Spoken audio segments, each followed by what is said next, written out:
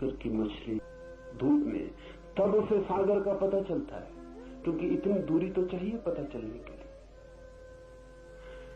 पैदा होने के भी पहले जो मौजूद था और मरने के बाद भी जो मौजूद रहेगा, और जिसमें ही पैदा हुए और जिसमें ही लीन हो गए, उसका को पुकारने के लिए आवाज देने की भी क्या जरूरत है। दूसरे का तो तभी सुनाई पड़ता है जब शब्द ध्वनित हो, स्वयं का तो मौन भी सुनाई पड़ता है। इतने जो निकट है वह एवरेस्ट है, तब तक हिलेरी और तेनजिंग का नाम मिटाना मुश्किल है।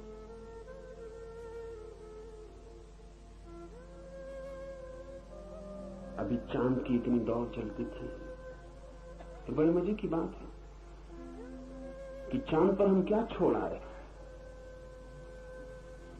जो गए वो ईसाई है, लेकिन जीसस की मूर्ति नहीं छोड़ा है,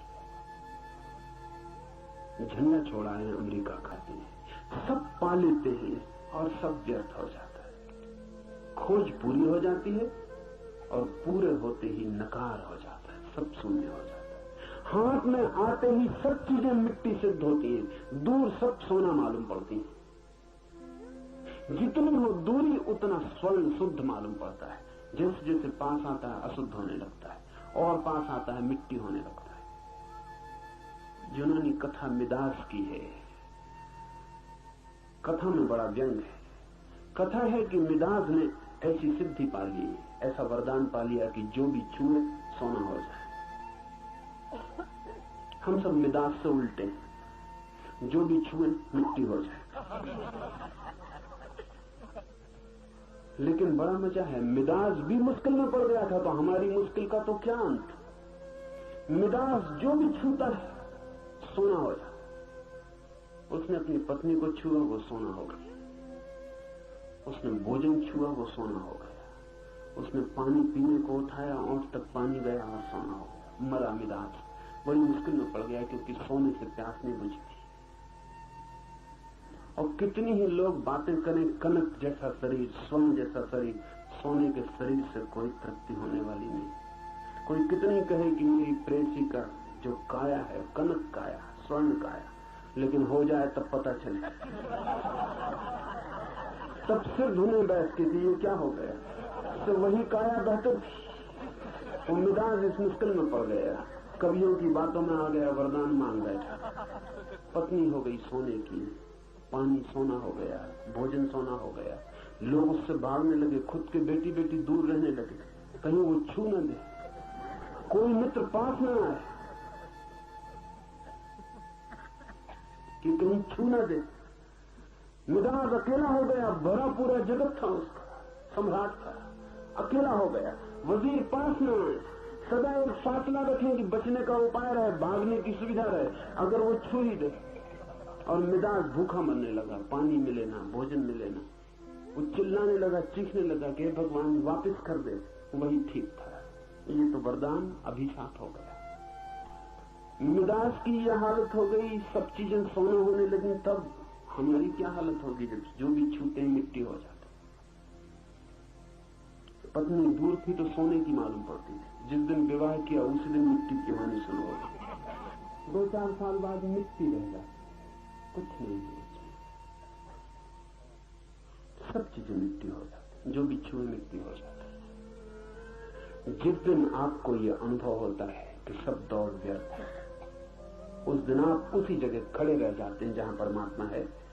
जिस दिन आपको पता चलता है कि दौड़ के कुछ भी नहीं मिला, कुछ भी नहीं पाया, उस दिन दौड़ते नहीं है, और न दौड़ने की वजह से वो दिखाई पड़ जाता है जो दौड़ने की वजह से दिखाई नहीं पड़ रहा था। दौड़ने की धुन थी सवार, तो दूर की चीजें दिखाई पड़ती थी। दौड़ना व्यर्थ हो जाए तो दूर से आंख पास लौट आती है, और अगर सारी ही दौड़ व्यर्थ हो जाए तो आंख उल्टी हो जाती है। अब तक बाहर देखती थी, अब भीतर देखने लगती।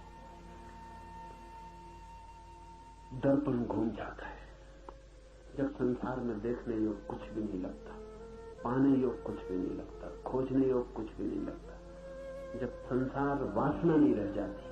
इसलिए इतना जोर दिया है बुद्ध ने, महावीर ने, उपनिषदों ने कि निर्वासना द्वार है। वासना है दूर जाने की व्यवस्था, निर्वासना है पास आने का द्वार। इस सूत्र को अब हम ख्याल में ले लें। शरीर के भीतर छिपा है वह अजन्मा नित्य, कभी पैदा नहीं हुआ जो, और सदा है और सदा है और सदा है। ऐसा जो अजन्मा नित्य है वो इसी शरीर के भीतर छिपा है, लेकिन शरीर को उसका कोई पता नहीं। शरीर है पृथ्वी का अंग, वो पृथ्वी के भीतर छिपा है, पर पृथ्वी को उसका कोई पता नहीं, क्योंकि जिसके भीतर छिपा है वो बाहर दौड़ रहा है। आपने कभी अनुभव किया शरीर की भीतर की तरफ दौड़? अगर आप अनुभव कर लें तो समाधि उपलब्ध हो जाए।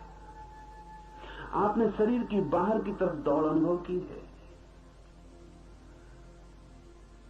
एक सुंदर काया दिखाई पड़ती, शरीर दौड़ने लगा, पुलक आ गई, शरीर का रोआ रोआ भागने लगा। एक सुंदर फूल दिखाई पड़ा, आंखें भागने लगी। एक सुंदर ध्वनि सुनाई पड़ी, कान भागने लगे। शरीर भागता है सदा बाहर की तरफ। कभी आपने अनुभव किया कि भीतर की तरफ भी शरीर भागा? कभी अनुभव नहीं किया।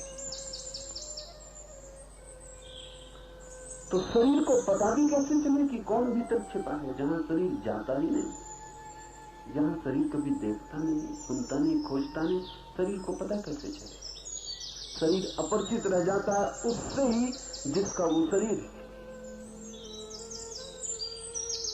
सब दौड़ बाहर की तरफ है, इसलिए भीतर अज्ञान छा जाता है।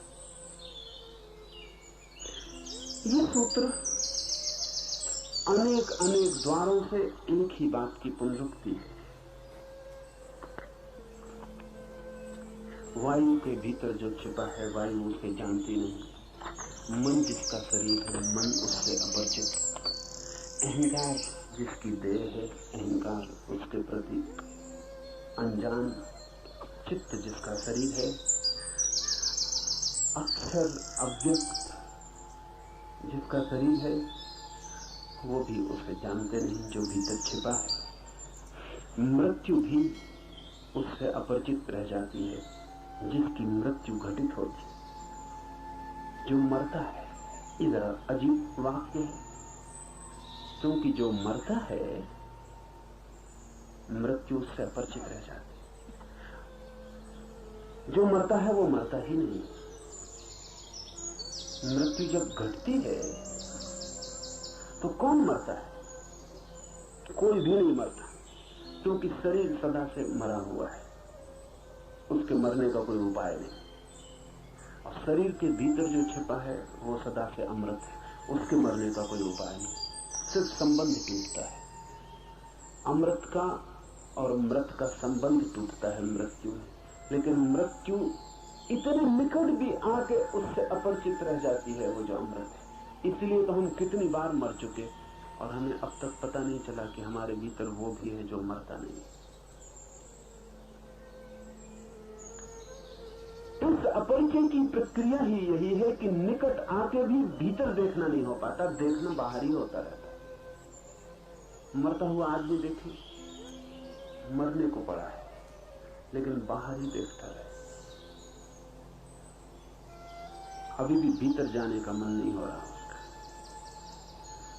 मृत्यु उसे धकाती है, हटाती है शरीर से, लेकिन वो पकड़ रहा है, जोर से पकड़ रहा है और भी जोर से पकड़ रहा है जैसा उसने कभी नहीं पकड़ा था।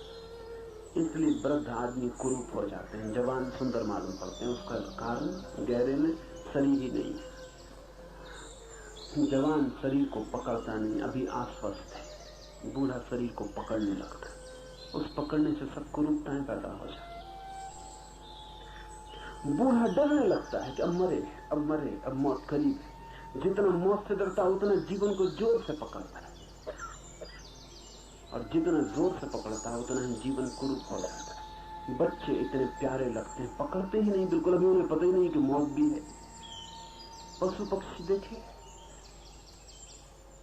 कितना ही बूढ़ा हो जाए पशु, कितना ही बूढ़ा हो जाए पक्षी, उनकी बात कर रहा हूं जिनका आदमी से सत्संग नहीं है। आदमी तो बिगाड़ ही देता है। तो बड़ी हैरानी होती है, जंगल में पशु और पक्षी बूढ़े नहीं होते मालूम पड़ते। जैसा बुढ़ापा आदमी को पकड़ता है ऐसा पशु पक्षियों को पकड़ता नहीं मालूम पड़ता। बच्चे ही बने रहते हैं, किसी गहरे तल पर उन्हें पता ही नहीं कि मौत होने वाली, इसलिए कोई शरीर की पकड़ नहीं आती। बच्चे में जो ताजगी है, जीवन सहज है, मौत की पकड़ नहीं है कोई। बुढ़ापे में कठिनाई आ जाती, मौत साफ होने लगती। जिंदगी अब चेष्टा है, अब प्रयास से जीता है आदमी, अब इंच इंच सोच के चलता है कि कहीं मौत ना आ जाए। इससे दुविधा पैदा हो जाती, तनाव बढ़ जाता भीतर, और पूरे समय चिंता संताप पकड़ लेता, वही चित्त को कुरूप कर जाता है। मौत भी नहीं जान पाती ना, काफी है, ये वैज्ञानिक बात है। एक पानी की बूंद अगर जान ली जाए तो सब सागर जान लिए गए। वो पागल होगा वैज्ञानिक जो पूरे सागरों की जांच करता रहे और कहे कि जब मैं सब पानी की बूंदों की जांच कर लूं, उनके कारण भ्रम पैदा होता है कि लहरें कप रही हैं, और वो कंपन इतना सतत होता है और कंपन की एक धारा बन जाती है कि अगर पास में कोई वृक्ष खड़ा हो तो उस कंपन में उस वृक्ष की छाया नीचे दिखाई पड़ने लगती है। वो कंपन दर्पण का काम करने लगता है। और जब आपको दूर से दिखाई पड़ता हो पानी भी, और न केवल पानी, आकाश में उड़ती हुई बदलियों की नीचे प्रति छाया भी दिखाई पड़ती हो, तो भरोसा भी कैसे ना करें। आकाश में उड़ते हो कबूतर या आकाश में उड़ती हो बगलों की कतार, और नीचे पानी में भी उसकी छाया हो जाती हो, पास में खड़े वृक्ष भी नीचे दिखाई पड़ते हो, तो फिर भरोसा पक्का हो जाता है कि पानी होना चाहिए। न केवल लहरें दिखाई पड़ती हैं, लहरों में प्रतिबिंब भी दिखाई पड़ता है। पास जाके जैसे जैसे पास पहुंचते हैं वैसे वैसे तिरोहित होने लगती हैं छायाएं, बिल्कुल पास पहुंच के रेत हाथ लगती। अध्यास का अर्थ है जो नहीं है उसका दिखाई पड़ना। शंकर के लिए ये बड़ा प्यारा शब्द है और उपनिषदों के लिए बड़ा आधारभूत। अध्यास का अर्थ है प्रोजेक्शन, प्रक्षेपण, जो नहीं है उसका दिखाई पड़ना। वो जो दिखाई पड़ता है वहां है नहीं, आप अपने भीतर से आरोपित करते हैं। आप ही कारणभूत हैं उसे आरोपित करने के। एक चेहरा आपको सुंदर लगता है, वो सौंदर्य वहां है या आप आरोपित करते हैं, क्योंकि कल वही चेहरा आपको कुरूप लग सकता है। हो सकता है कल तक सुंदर न लगा हो, आज अचानक आपका दिव्य चक्षु खुल गया और आपको सुंदर दिखाई पड़ने लगा, और आपके मित्रों को अभी भी दिखाई नहीं पड़ता। कहते हैं लैला सुंदर नहीं थी, मजनू को दिखाई पड़ती। सारा गांव परेशान था और लोगों ने समझाया मजनू को कि तू पागल है, इससे बहुत सुंदर लड़कियां गांव में हैं, तो व्यर्थ ही दीवाना हुआ जाता।